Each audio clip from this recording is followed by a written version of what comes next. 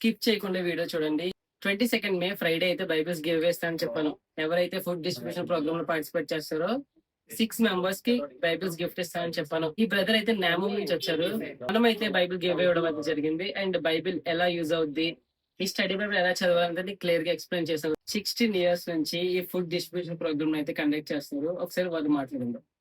ప్రియమైన దేవుని బిడ్డలందరికీ కూడా ప్రత్యేకమైన వందనాలు.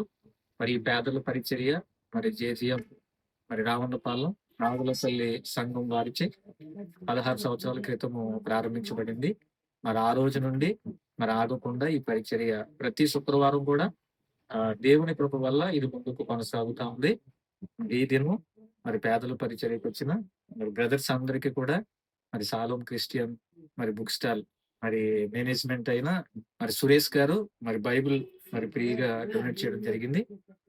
కనుక ఈ పరిచర్య కొరకు అలాగే బుక్ షాప్ కొరకు మరి అందరూ కూడా మీ అనుదిన ప్రార్థనలో జ్ఞాపకం చేసుకోవాలని ప్రభు పేరిట మీకు మనం చేస్తూ ఉన్నాం. ఆమేన్. హల్లెలూయా.